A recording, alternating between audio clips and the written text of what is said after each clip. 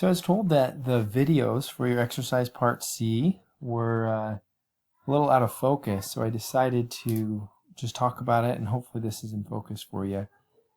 So what I'm going to just talk about here is going through each question, how to do it generally. I may not solve all of them, but just help you get started. So on number one here, we want to find 3 different places to save your money. So that's not just in the bank. There are other places you can save money.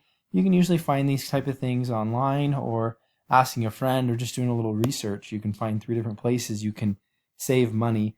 Often the best place to save money for long term is a mutual fund here in America. I don't know exactly how your countries work, but you can find a good mutual fund here in America that averages about 6% per year, which is pretty nice. Now in number 2 here, we have 4 to the 5th power, which means 4 times 4 times 4 times 4 times 4. And that can be troublesome to compute, particularly if we get larger numbers, like in number 7, we have a 13 exponent. And so I would recommend using your power function in your calculator. So you would put in 4 in, and then usually there's a caret sign, and then you'd write 5. You could actually also put this into Google, and Google would actually compute that for you too. So if you don't have access to like a calculator, then that would be an option for you. You could also use a calculator on most computers have calculators built in. Another button that sometimes is this x to the power of y button, and then 5, and then you could get that. That'll work for all of these. Like in number 7, you're looking at 1.11, the caret button to the 13. And this button here is found on American keyboards on Shift 6. I don't know if they're different for other countries. Alright, so number 8 here, we're changing from a mixed number to an improper fraction. So just remember to do this. We are timesing the denominator times our whole number, and then adding it to the number on top. So 5 times 5 is 25, and then 25 plus 2 is 27.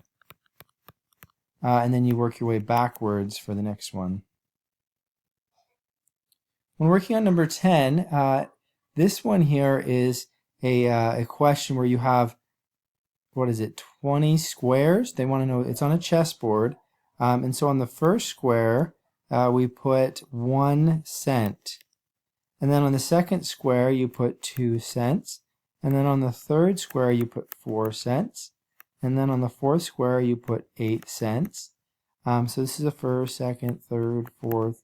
And then they want to know, if you go all the way to the 20th square, how many cents are going to be on that. And that's what they're looking for. So it's doubling each time. So square 5 will be 16, and square 6 will be 32 cents, and so on.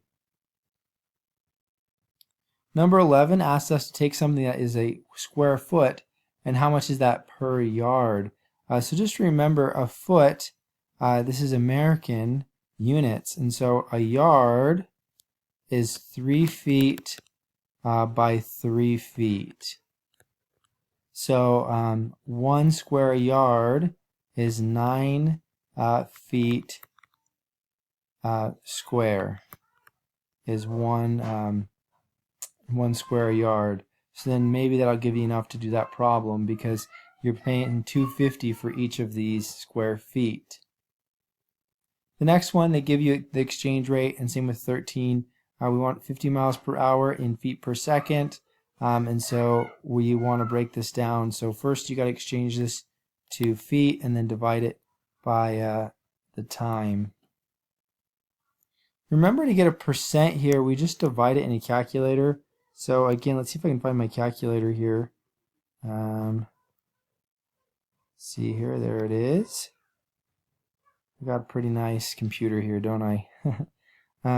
So there's my calculator here, and then you're just going to type, I don't remember my numbers, but if I was going to go ahead and just type something in, 38 divided by 52, that's times. Let's try that again, 38 divided by 52.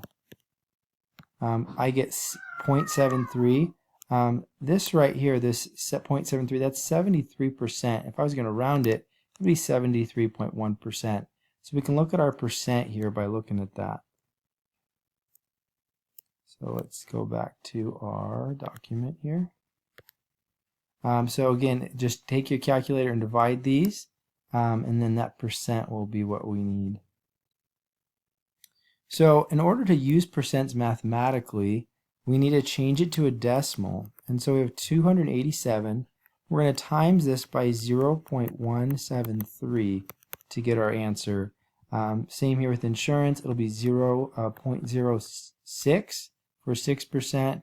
This is 0.84 for 84%. And then we're going to be multiplying by 287.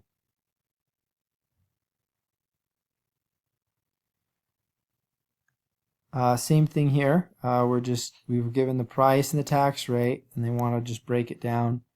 Same thing here. We can do that. It's the same exact process. We have 388 people attending. We're going to times it by 35% to find the kids. So we're on to the Excel portion of this. So I need to get Excel out. So what we're going to do here is we're going to do this formula, and then we're going to paste it over.